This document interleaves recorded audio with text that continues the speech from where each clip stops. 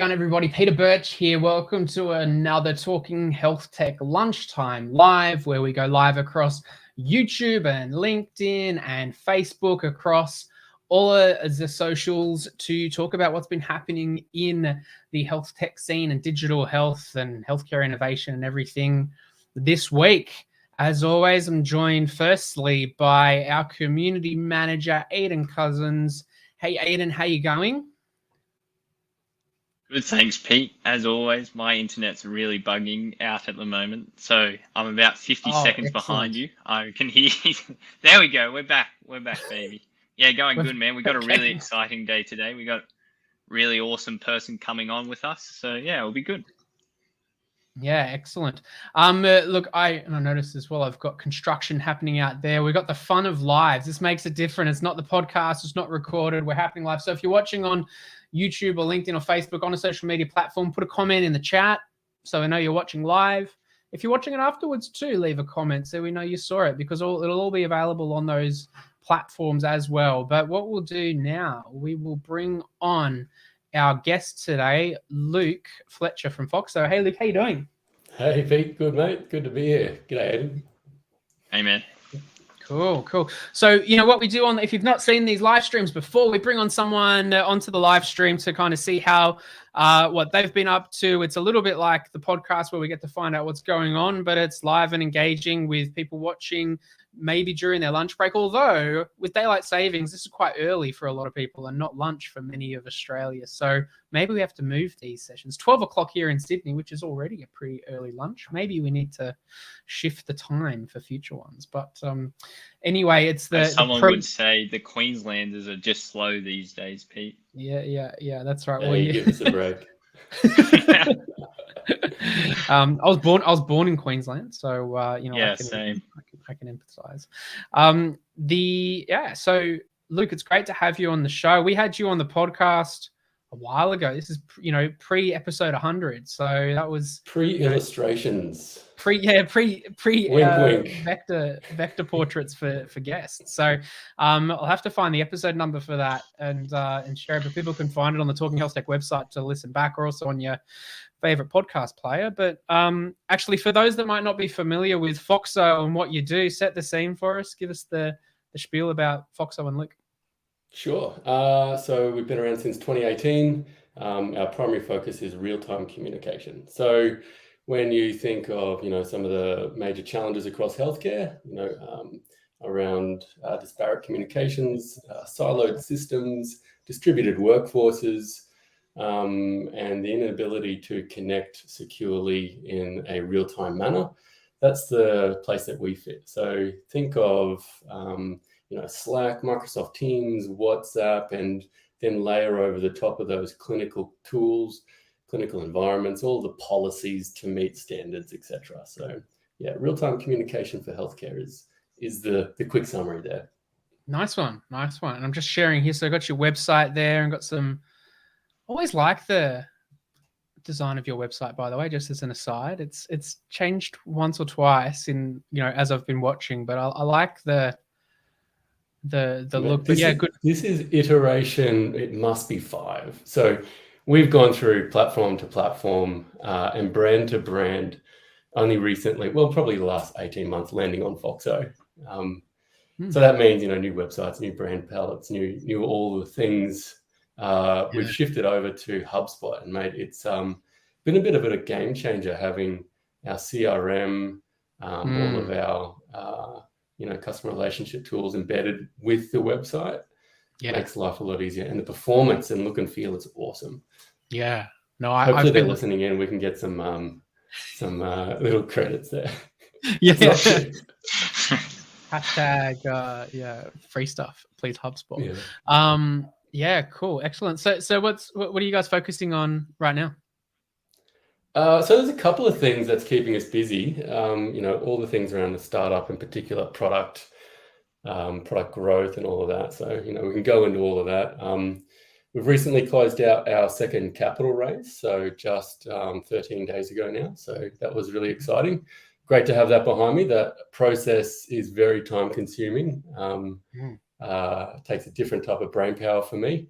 But it's it's really exciting that we had some great new investors come on board. And as always, we've got some great interest and closed early. So that was exciting.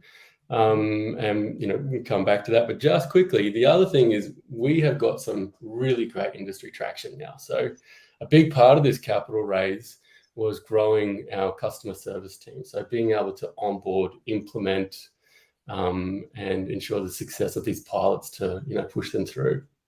So yeah, lots happening from product, commercial, marketing and sales. All areas of the business seem to be pumping right now. Love it. And so building out the customer success team and the support team, that's focusing on the hospitals mainly, or supporting them in what they do, or is it like small? So we've got a really broad array of customers, which really fits into what we're trying to achieve, which is connecting healthcare in real time. Because a lot of these siloed messaging tools that get deployed, they work internally. They do the job, but what if you need to communicate beyond that hospital or institution? So that's where we fit in, and it's really important to find these cornerstone customers that have these wide-reaching networks. Hospitals are one of them.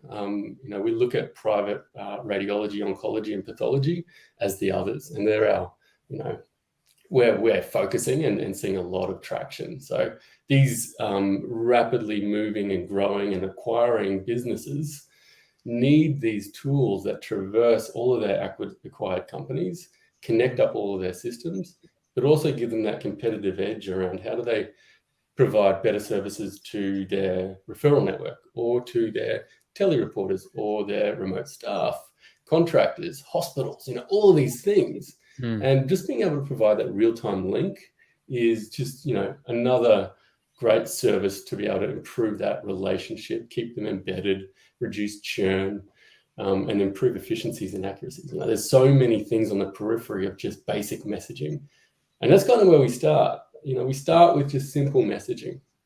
And often that's, one of the reasons or rationales for an engagement with us. But, it quickly moves on to workflow management, policy, shadow IT, all of these other things that are the real driving force behind why they need something like messaging.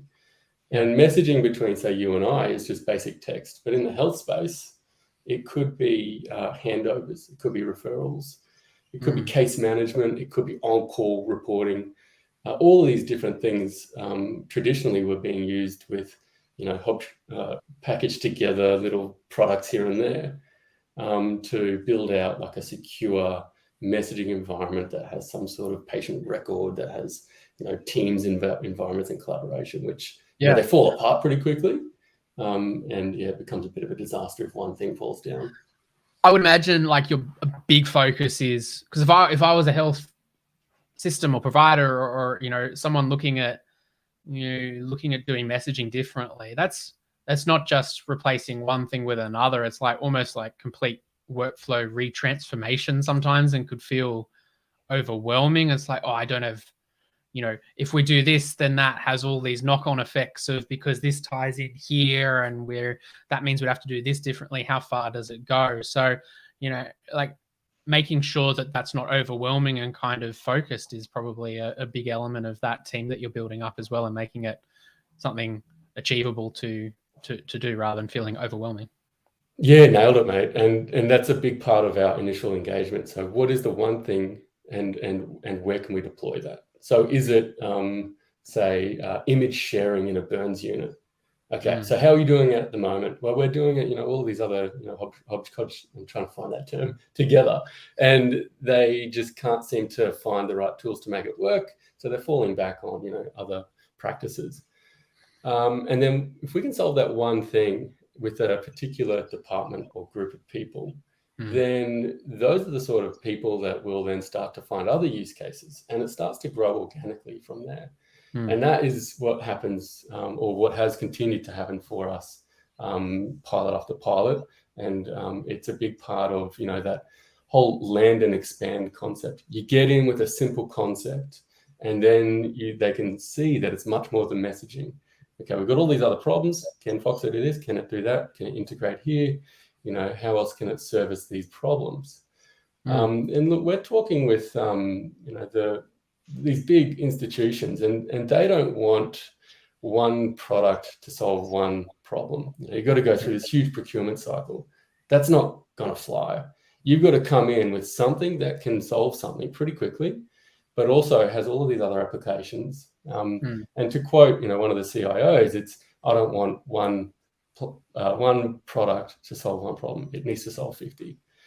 And that discussion then continues on, and you can see how, you know, you can transition quickly out of a pilot into a commercial arrangement, because it can then continue to grow and grow with. And that really does come down to, you know, one of the major methodologies that I go down with, down the path with our sales and customer team, which is we have to be easy to do business with. And that traverses everything. So the product needs to be easy to use, needs to be easy to onboard. But when you're going through these procurement cycles, we've got to be really easy and flexible to get in, solve a problem quickly, and then grow with. So, you know, a simple example would be, we went from a 30-page contract down to a 3-page contract. Now, there are things that come with that. You know, you expose yourself to more risk and, you know, all the rest. And, you know, sometimes you'll get some wide eyes just seeing a 3-page contract when they're talking about a deployment of Foxo. But what's the catch, eh? That's right. What's the catch? Well, you know, there is no catch. You can start using Slack right now with just reviewing their, you know, T's and C's and pressing a checkbox, and away you go. And although, you know, we're in a different industry here, that's the sort of approach that we need to take to make this thing fly. And that's a big part of the methodology on how Foxo is going to get out there, which is being super easy to use, easy to do business with. And thinking about, you know, there's a lot, you look around, like outside of healthcare, I think we've spoken before, Luke, just generally about messaging, particularly in a more of a remote first world where, you know, tools like Slack and Discord and all of these exist and are going from just replicating what an office environment looks like, but doing it on the computer, but actually trying to rethink how work gets done and being kind of remote first, so people who aren't physically there aren't at a disadvantage. It was a double negative, but the like, so being remote first and building tools that keep that in mind, rather than just trying to replicate what was done in real life, which is kind of like the telehealth conversation that happens. You know, like phase one of it all is replicating what a physical consult is, but doing it on Zoom. But phase two of all of that is more of a virtual care model where it all kind of, you know, is integrated, and that involves, you know, the asynchronous stuff and everything. So I guess keeping ahead of like what's happening in the messaging world, and people like kids like Aidan who use, I don't know, what do they use, like Discord and other kind of fun tools that are you keeping an eye on what's happening in those spaces as well? Yeah, look, Aidan, how good is Discord? Our dev team no, think that mine's actually crashed star. Recently, and it's just awful. Just does not work at all. Is it your dodgy internet connection? Well, that's what they're trying to blame it on, but I don't think so. It's an interesting segue. Say, so I'm in the hospitals a lot, and we communicate a lot over WhatsApp. What's the big difference between something like Foxo and talking over something like WhatsApp in the hospital setting? Well, that's a big question to unpack there, mate. There's quite a bit, but you know, the reason why, you know, and we've got to focus on the reason why WhatsApp is there. It's easy to use, and they traverse these boundaries of organizations. So that means that, you know, any user within that hospital can communicate with anyone else really quickly. All you need is their phone number, and away you go. So, you know, that's the model that we're looking at here as well, which is Foxo is easy to use. It starts off with basic messaging, and that's, you know, on parity with something like WhatsApp. But then when we go above and beyond and look at the other features and tools, integrations is a big part of the deployment. So being able to, say, pull out Aidan Cousins' snapshot of your record or a case or some imagery, maybe that might be diagnostic images or a pathology result. I can now communicate as maybe a on-call registrar with a specialist that can provide me with, further ongoing advice or some sort of learning environment, or, the use cases go on and on. So now we've got an integration. We've got your information, a snapshot of that inside, Foxo. Then it can traverse a number of other workflows, being this collaborative environment where multidisciplinary care can then carry on. Users can communicate around, there's a message thread to the side, there's your clinical information. You can mention users that can be brought in to collaborate, provide their thoughts, or you can hand over or refer. And then this patient card is almost like a Google document. Think of that collaborative space where you can have multiple users at the same time. But now that document can be transferred into another organization. It can be pushed into a bookings team or into a reporting team. So there's so many other things above and beyond just that basic text messaging and video that adds that immediate value to tons of different use cases. Very cool. Interesting. Very cool. Are you finding that you have to provide bespoke integrations for each of the different hospitals because they all use different systems? Yeah, well, I was on the call with Paul Hurst from MedTasker just yesterday, and to quote the man, he said, if you've done one integration with a hospital, you've done one integration with a hospital, meaning they're all so different. And, they're masters at this. They know how to get it up and running with a small, nimble team and quite functional as well. So, they're all very different. Everyone's got a different environment. Even across Q Health, every facility has a very different setup. And in particular, when you're looking at a SaaS product like ours, that needs to integrate with, maybe an on-prem system, it does raise a lot of other questions that they haven't explored before. So yeah, every integration is very different. Hey, one thing that we do in these lives, by the way, for those watching live or stumble across it on LinkedIn or YouTube or Facebook, hang around, leave a comment. We're going to do some other things here and review what's been happening in the industry. Right now, we're chatting with Luke from Foxo. So let us know that you're watching live, or if you're watching the recording, leave us a note too. But Luke, what we do in these, we look back at what's happened in the last couple of days, and we'll start doing some of that now. And no doubt some of these other topics will come up as we go. So we usually start off with our newsletter and look at what's gone out each Wednesday. We send this out. You can subscribe at talkinghealthtech.com/newsletter. And there's, what have we got? So this week, what's happening? So we review what's happening in the industry, but also in our broader community. So we've got Clubhouse sessions. So actually we were talking before we went live, Luke. You've got you're going to be involved in some of these coming up soon. Is that right? Or you have been already? Both, yeah. So I was on with Ben and Rob. It would have been 2 weeks ago. We were talking with Sylvia from CoView around telehealth. Although that's not really a space that we dabble in, being in that communication and connectivity space, it was still a really great chat. And I think what Rob ended up telling me was it was the most attended Clubhouse they've had to date. So we had a great conversation and hundreds of people engaging and asking questions. I think we went a little over the hour, but that platform Clubhouse is really exciting to see how it can bring together a live audience to, without being disruptive to the conversation, enabling that audience to engage is exciting.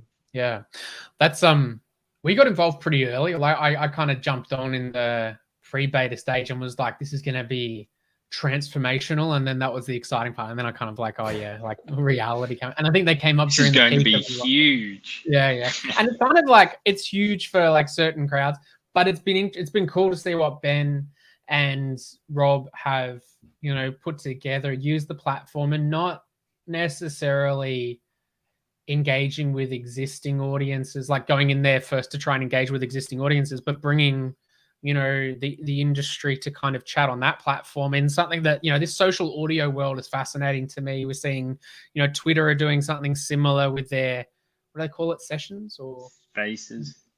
Yeah, but Facebook are also doing social audio soon. It's Reddit, kind of like how Instagram Reddit's came doing out. it too now. Who's that? Reddit. Oh, I didn't know. Yeah, I logged in not so long ago, and yeah, I was presented with this random radio chat. I can't recall exactly what they call it, but it's exactly the same UI, like the concept of putting your hand up. Yeah. Speakers, guests, attendees. And I saw Discord. I do use Discord, funnily enough. But I saw they've got, like, that's kind of where it's come out of originally. Well, not, I wouldn't say that's the first, but there's a lot of audio. Well, it's come from the gaming community, hasn't it? Where they can all stream together and have either voice or video chats going. What do you guys like about Discord? You don't have to schedule meetings. You can just have several channels open and send individual messages to people and say, hey, let's go to this voice channel, and you just jump in straight away. So it reduces all the hassle of having to set up meetings and integrate other things. Pete, do you have any major likes, dislikes about Discord? Look, I like that it feels fresh compared to Slack when Slack used to be fresh. And so now Slack feels like, now that it was bought by Salesforce, it feels like it's, you know, grown up and, you know, gone all adult now. But, you know, there's that element to it that although I do... You know, they're actually following Discord pretty closely, I hear. They've got some features, this huddle feature in Slack that is supposedly like 1-for-1 parody of what Discord have done. Yeah. I mean, I'm pretty, like, we use Slack internally at Talking HealthTech, and that's handy, having things in channels and everything.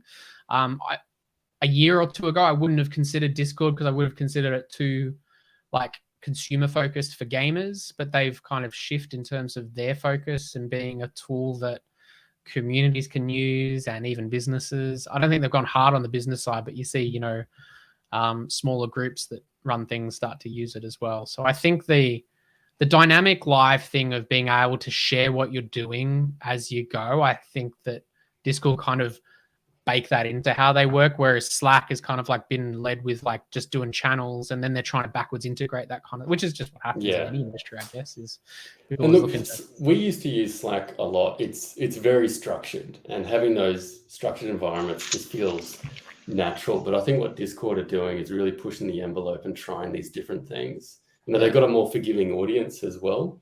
Aidan, you highlighted that they're, you know, gamers. These guys are far more on the front foot and you know, willing to try new things. I could only imagine, right?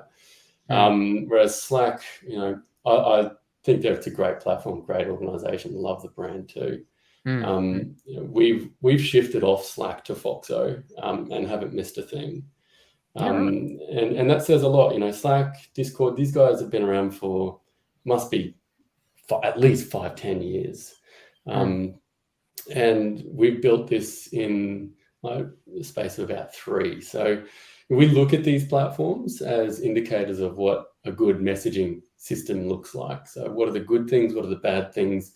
Pull those things together. You know, we've got a ways to go in terms of some of the functionality around, you know, creating a huddle, or I don't know what the other things might be, but certainly they're definitely the platforms that are in high adoption right now. You know what I find probably most useful about Slack, and I've used this in previous roles, to like 2 of my previous organizations I've worked at. I use Slack obviously for messaging, and I guess replacing those incidental emails that might, you know, go back and forth, which still happen a lot in other places. But where I get the most amount of value from Slack even today is then using Zapier and other tools to then get notifications of basically everything happening within whatever business I'm operating in. So, you know, something happens on Stripe, you get a notification. Something happens on MailChimp or any other tool like HubSpot, Pipedrive, whatever tool you're using, then something goes off in Slack to then, you know, then reply off the back of. So it becomes that kind of central aggregator. Yeah, rather than just Yeah. based on, and even when I was setting things up by myself, I would still set up a Slack thing to be able to have all those kind of channels as a way to sort what's going on. So yeah, I think we've nerded out over Zapier before. I love it. I think it's one of the best products out there. It's just such a great business tool to be able to shift information and bring things to the forefront, whereas it would have just been near impossible to do half the stuff that a startup can do in just a matter of hours. I love the interface too. What are the products you want to join together? All right, here you go.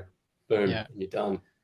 I think healthcare needs a Zapier. That's people try, but it's just not like being that's everyone's vision when they come into healthcare is like, well, why can't I just use the API from this and the API from that and then connect the two things together? But that's we're still paper based. That's why. not just one. I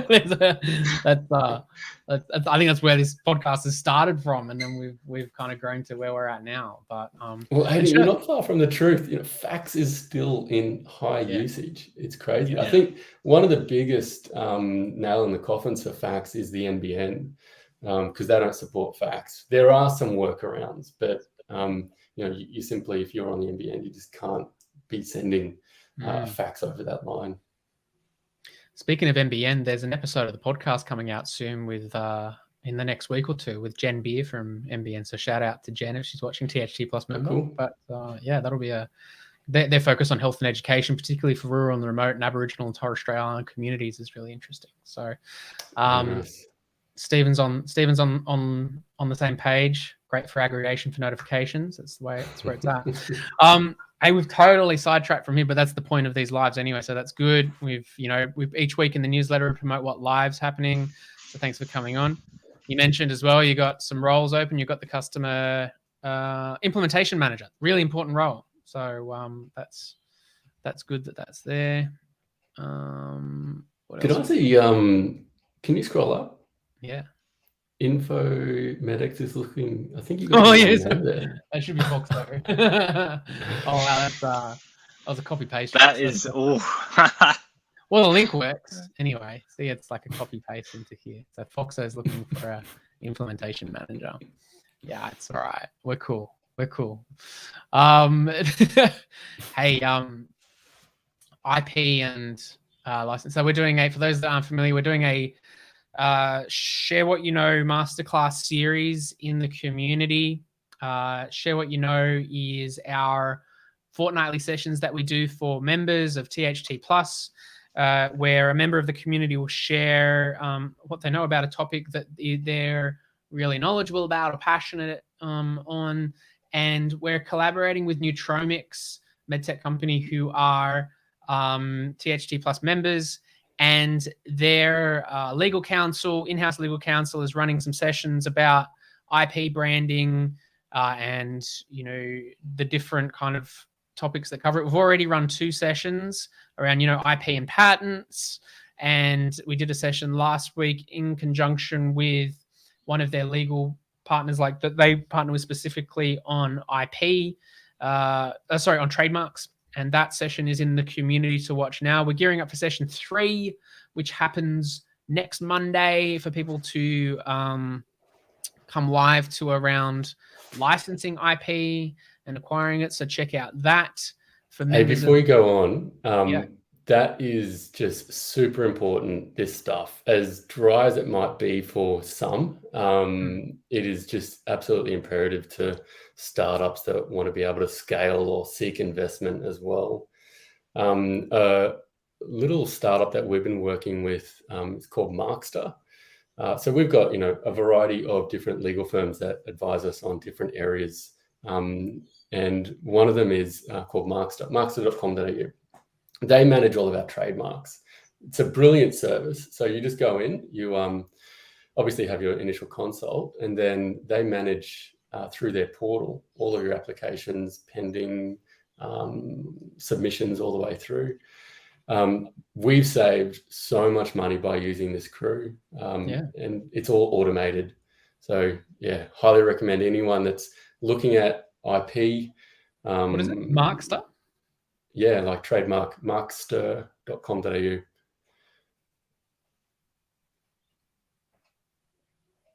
Yep. Yes.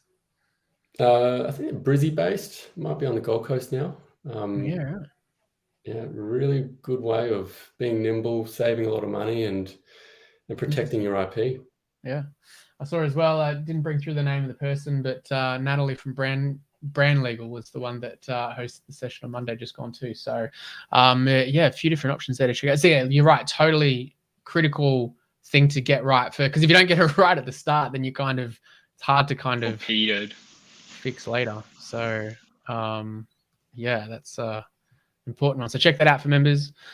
We see here Health Engine have posted some news on the website. So for company members that are with Talking Health Tech, can post news events and jobs on our website, and they've shared some news about Healthcare Index report with the APA. So that's worth checking out. Keen to get Marcus on one of these lives one day and chat through some of those. So that's worth checking out.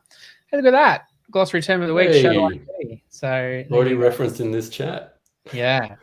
We've got, I think, close to 300 terms in the glossary now, and that's going to be more and more central to the way we kind of structure the website. Talking Health Tech is tying things back to these key terms and then really kind of fleshing out not our own definition necessarily, but putting in context some of these terms because there's so many, doesn't matter how simple and, I guess, structured you try and, or relevant you try and make these conversations, these themes are going to come up and they're important and they start to bounce off each other too. So check out, it's free for anyone to access, talkinghealthtech.com/glossary.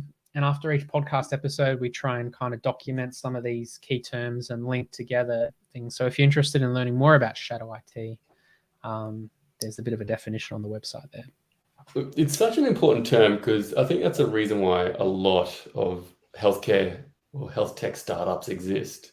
The deployment of services or equipment or products without the explicit IT department clearance is a big reason, or a part of the reason why we exist as well. We see WhatsApp as a big driver for a reason why we exist. And yeah, it happens everywhere, not just in health tech, but I've worked in a number of fairly large tech organizations where just the finance team or marketing team will have their own tools that have serious access to some serious information. Yeah, well, it just happens and you start, particularly marketing, where you're building something like, oh, I need to. So outside of healthcare, it happens a lot where you're looking at need a tool to do something. So you can just download it and start using it, and you can pay for it, and then you could probably start tying it in with all the other kind of tools you use. All of a sudden, the business is reliant on this. That happens with Zapier a lot, funnily enough. So it just becomes like the central hub to do things. So in healthcare, it's just as easy to happen. So yeah, it's an important topic to explore, and we've got some content on the website for people to check out to learn more about it. That ties in with Darren Reynolds' question, Pete, that he's just sent through. Oh, perfect. Let's bring it up. Yeah. The whole idea of, is the future of consumer technology directly connected to the future of healthcare? Luke, what do you think? I'm having a read. The future of consumer technology is... Best Buy. Look, it's scary that these big retail giants are coming into this space. Look, not knowing enough about Best Buy, it's difficult to really comment. But an example that comes to mind is something like Apple or Google or Microsoft that are also dabbling in this space as well. Think of Apple. They have a very strong stance on privacy and consumer information and how that's managed. They've just released a new statement. It's a change to clause 5.1.1 in their terms and conditions of the App Store, which means all users... Not 5.1.1. Sorry. I know. The reason why it's top of mind is because it actually is something that I'm looking into with our legal team, which is all users need to have the ability to delete their information. In particular, they highlight healthcare information. And that's Apple being on the front foot, giving shining the North Star on best practice here. Now, I know Apple are probably doing a lot of other things that people may not agree with, but having Apple on the forefront publicly stating these things, that they're doing these things, is really important. And obviously they've got other motives behind this. In particular, they're pretty concerned about what Facebook is doing and how much information they're gathering.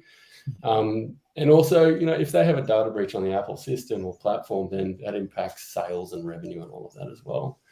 So looking at Best Buy, geez, I'd be worried to even think about where they're going to go with all of that information and what they're going to do. They're retailers at heart.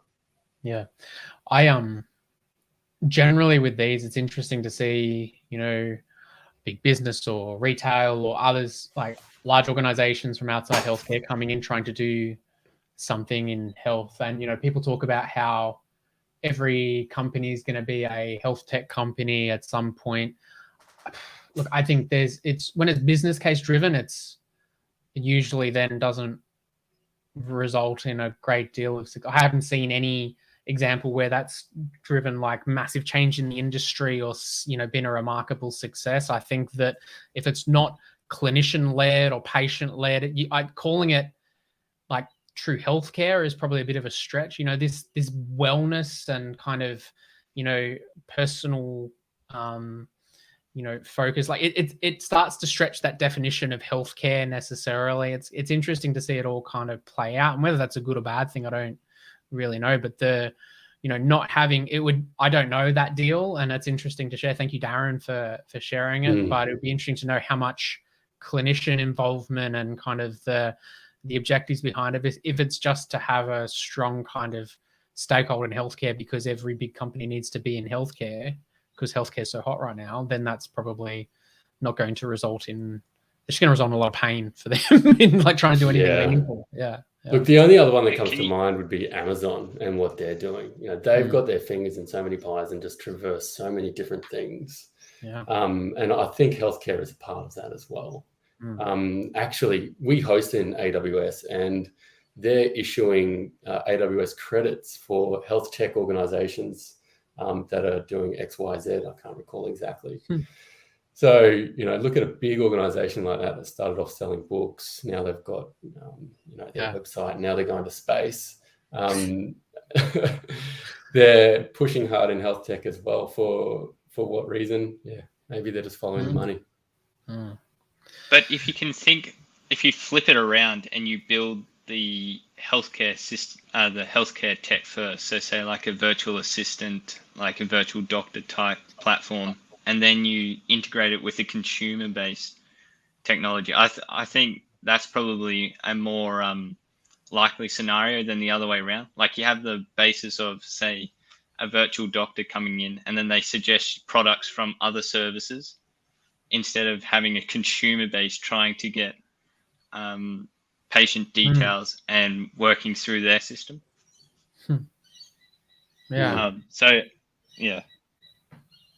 If you like flip it around the other way, I think that's probably more likely than someone coming into the field and trying to build a health tech system. No, I think you're right.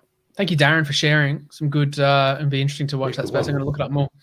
Hey, we've got a lot of names on the wheel, so we've got to keep the things going. Because one thing we did say is we're going to do in this session, in this live, by the way, for those that's checking out, this is a lunchtime live stream on Talking Health Tech, joined by Luke from Foxo. We go live for an hour-ish to review what's happening in health tech and also in the Talking Health Tech community. For those that want to learn more about becoming a Talking Health Tech member, a THT Plus member, here's the details here. Oh, that doesn't work very well here. What if I do here? What if I remove this? Look at that. I'll put it over Aidan's face. There you go. So become a THT Plus member. You get access to the summits, premium podcast, community forum, and you get a pair of Talking Health Tech socks. I assume Luke's wearing his Talking Health Tech socks right now, so that's okay. You don't have to show us. It's fine. I wish I was, but there's no socks on, mate. By the way, like if you like search up hashtag Birch merch, which it somehow got dubbed. Are you trending? Yeah, it's on. It's not trending, but it's there on LinkedIn at least. Because Talking Health Tech members, if they share a picture of their Talking Health Tech socks on a social media platform, they get a little sock badge in the community, which is happening here. We'll look at the community in a sec because there's already been some notifications going off while we've been live, but we'll come back to that in a second. One thing that we said we're going to do is give away a copy of Leanne Illich's book. And so Leanne Illich's book, here we go. Look at this. We've got a thing which just looks like Luke's peering over there. It's covering me totally. That's all right. We got there's an episode of the podcast 175 where Leanne talks about sales in health tech. She's got a background in that, and that's her jam. She's got a book. We bought 2 copies of it to give away to members. Business Master. It's like a workbook, like a physical thing. Remember those that you can like write in? I had to flick through, so I was contemplating keeping one myself, but that's we're going to give them away to members in the community, and so we've put names on here. So we're going to spin the wheel now. And one thing we did say in the community is under the, I think it was announcement section. This is me testing my ability to put things in the right spot. Yeah, I did say anyone who liked this post then gets an extra vote in there. So usually if I hover over, I can see who's liked it. That's a bit annoying. That I'm going to blame Circle, who is our community platform here. I can't see that here, but it looks like we've got, let's jump in here. It looks like Terry, Sula, and I remember seeing Stephen. Here we go. We'll add some extra names down the bottom here. Steven's there. Hey, Pete, whilst you're doing that, I actually use this Wheel of Names website for my beer club. To nominate. Wheelofnames.com, man. We've used it so much. Yeah. Okay, yeah. we need We to use dive it to into this. nominate. What's your beer club? Well, it's simply called Beer Club. Once a week, someone is nominated via the Wheel of Names to nominate a new beer. And then everyone has to go off, collect that beer, and review it in a spreadsheet and gives it a ranking. And then at the end of every year, we pick out the top 5 and celebrate those top 5. And if you actually, at the bottom of the list, there are some paddlings that you have to experience. Cool. I think we've got everyone here. We've got close to, I think, 160 something members now. So hopefully we got everyone in there. Did we get? Oh yeah, because I know Lindsay was. She also I saw that come up too. So there we go. We're gonna spin the wheel. Look at that. Look how many names. Can I make it full screen? I think I can. Okay. Oh, look at that. Brenda. It's going to Perth. Going to Perth. Nice one. So that's one of them. So we'll make a note of that. I think it removed her from the list, so she can't get it now. So we'll get the second one. One more. So just as a reminder, we're giving away a copy of Leanne Illich's book. Could have had Leanne on. That would have been clever, but there was just the timing of it. You know, we're still working these lives out. But she would have been happy to come on. We'll bring her on later and she can talk. But let's spin the wheel again.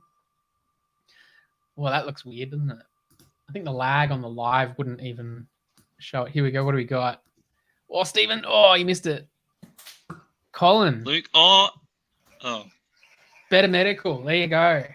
So Better Medical, they just acquired the Smart Clinics group a couple of months ago. So no doubt they'll be looking for lots of sales. I don't know. So like we'll get those out to both Brenda and Colin. I feel like I should be getting some kind of affiliate, thing for Wheel of Names because loving what they do. I have no idea who it is. Actually, there's no cost to it either. So but check that out if you're wanting to do something similar. Are you running ad blocker? Because whenever I'm there, I get pummeled in ads. I just closed the ad. I probably shouldn't have. That's rude. But I saw Best Practice had an ad came up here when I did. I think that's just me getting. That's just remarketing. Yeah, I just got remarketed. Yeah. Look, you've been profiled, Pete. No, I think I was prepping for an episode and then got sold to, but that's cool. So hey, usually as well, what we do is we have a quick look on what's been happening in industry updates through in the community. I'm going to throw to Aidan, maybe take us through some of the one or two or three things that have happened in the industry this week that we should check out. Yeah, this one actually is quite related to Foxo, Luke. If you go into the United States section, Leap Expert just raised $14.1 million Series A.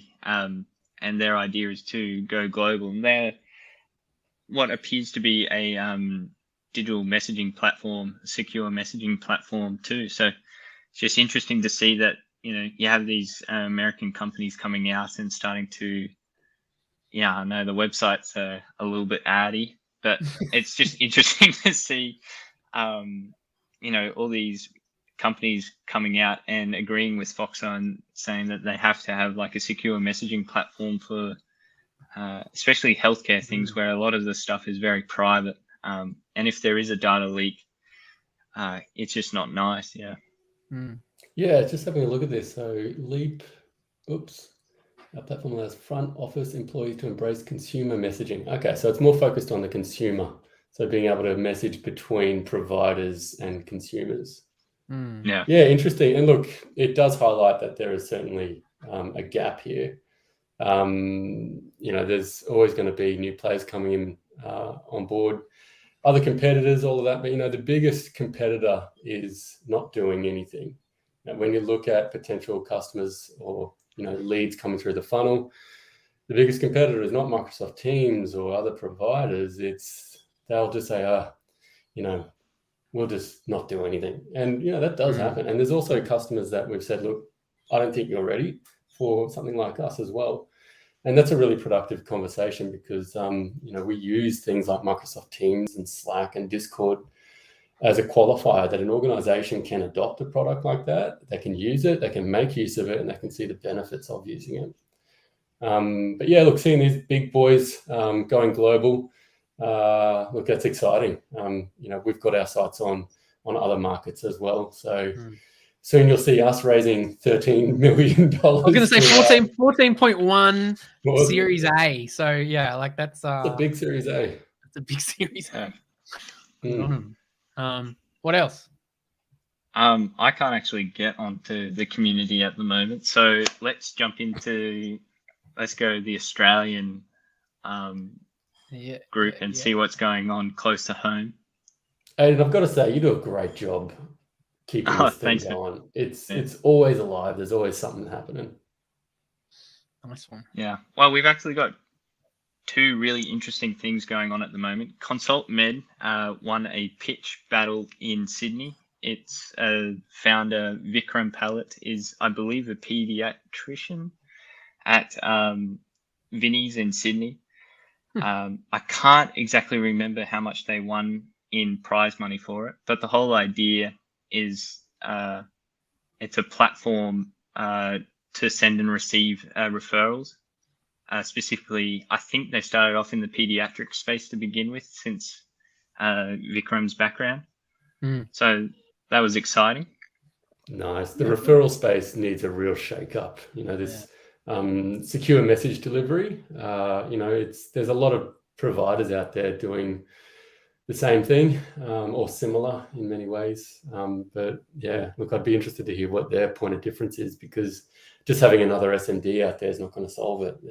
The main challenge that these enterprise organizations have is when let's just say you've got an oncology firm and they've got 1,000 referrers, maybe, sometimes 5,000, depending how big their reach is. And then there's a practice that uses type A SMD service, and then there's another one that uses type B. That means that enterprise organization has to have all of these different secure message delivery ingesting services to be able to pull all of that together. And it's a big challenge for bringing or servicing their referrers, and having to maintain and keep all of these services live. Do you know much about what they're doing here, Aidan? No, not a lot at all. No, not at all. Sounds like there's a bit of a patient engagement here, it says, which is good. At the end of the day, the patient needs the copy of the referral, so that saves a bit of stuffing around and automates something. Yeah. Well, I guess you guys may or may not have had experience with this, but you go see the doctor, they write up a referral to go see a specialist or, another doctor or whatever, and then it gets lost. Like, it gets sent through fax or through certain systems that they can use to send referrals between doctors. And it either gets lost in transmission or doesn't arrive properly, or it's unreadable on the other side. So, it's all this trying to stop the information loss in between people, isn't it? And that's kind of where Foxo comes in as well. It's a big problem, and it's commonly referred to as referral leakage. So if you've got a big firm, let's go back to that oncology example, they'd probably have somewhere between 20 to 30% referral leakage, and that could be due to a lost referral, so someone not turning up, or just someone not turning up. That's another reason why referral leakage just happens. And then others are around the patient phoning and not getting an answer because they're on a 20-minute holding cycle, holding pattern. And the way that we address this is enabling that real-time connection straight out of the clinic during the consult. That referral can go from one to many, not just one-to-one. So you can send it to a preferred provider. You can say, patient X, who do you want to see? Where are you? Okay, here's a few. We'll see who's available. And rather than the patient being handed, or as well as the patient being handed that referral, their information traverses through the secure network into a bookings team or a referral team, and they will actually pick up the phone and speak to that patient. And that's where this referral leakage is really impacted, because they've had that conversation. They know who is on the other end. They've worked on a phone line to communicate, how you're going to get it. Do you need assistance? When's the best time? After school, for example. Okay, we'll book you in. And then during that connection, they've got enough information to follow through. So I'm sure you've been to a consult where they send you an SMS 24 hours out. That can now happen because there's not just a piece of paper that's sitting with that patient. That connection has already been made on their behalf. Yeah. And just to finish out, I know it's not on the community, but Facebook went down last week, as you probably would know, and a lot of other things went down with it. So the big question is, if you're a health tech company, you've got servers with different providers, what do you guys think about when some things go awry with these secondary groups that you might have like a server with? Do you have like a backup somewhere, or do you just go, these things don't tend to happen very often anymore? Or redundancy is a big part of doing business in healthcare. And look, just going back on the WhatsApp or the Instagram, Facebook, WhatsApp outage. So they had a problem with their global backbone, their routers that divert traffic from one data center to another. It was just a config error. So, someone obviously got a rap over the knuckles for that one.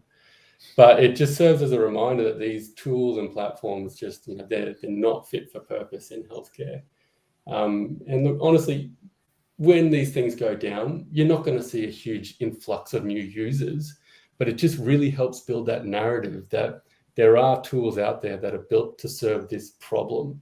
When we're working with New South Wales Health or Queensland Health, they want to know about our data redundancy, data governance, sovereignty, all of this sort of stuff. And we go through these 130-page questionnaires to prove that we are capable of, if an outage were to happen, something else will be pulled up really quickly to continue business operations. The expected cost out of that incident was surprisingly only 160 million, and that's just generated via, someone guessed that, but they had some sort of methodology behind it. And that would have just been behind, revenue and sales, but you can't really measure that business impact to, maybe a healthcare organization depending on that service. What does that mean for the patient? What does that mean for the clinical journey or customer journey or everything else in between? So look, at the end of the day, Aidan, it just serves as a reminder that there's better tools out there to be doing business in healthcare. It's a good way to round it out, guys. Look, Luke, thank you so much for coming on, joining the live, helping us shape what these things look like. I'm going to call this episode 2 of the Lunchtime Lives, and each week we'll build on these sessions. But it's been great to learn a bit more about what Foxo is up to and look back at what's been happening in the industry. For anyone that's keen to so thank you for all. I saw a few community members have watched this live and we'll watch it back. Like we said, we've got over 160. I'm gonna have to update this one, but I've got this here, but we've got 160 something members, lots of organizations, including the big ones that are part of the community and active in our community forum. We looked at a lot of that in there. When you join as a THT Plus member, you get access to all of that kind of stuff. You get access to our quarterly summits, a premium podcast feed where you get a bonus episode every week and you get early access to things, access to that community forum that I showed you before, the full access there. And you also get a pair of Talking HealthTech socks and we even send them out. I just got a notification to say that the pair that we sent to Estonia arrived. So I look forward to seeing a picture of Talking HealthTech socks in Estonia soon. You have a bit of a background in socks and procurement of socks, don't you, Luke? I had a subscription sock business many moons ago. That was a great business. It was very fun, but I think reflecting on that business now, the market has kind of died in the commercial space because everyone's working from home. And like myself, I barely wear socks anymore. Yeah. But you know what? They look good on LinkedIn. So if you're a Talking HealthTech member, you've got your pair of socks. Now's a good opportunity to share it on a social media platform. Get your sock badge. They're beautiful socks, and out of all the socks, they're the ones that I'll be rocking. There we go. Nice plug. Well, Luke, thank you so much for joining today. You have a good afternoon, and speak to you more in the community. Thanks, guys. Pleasure. Talk soon. Bye. See you later.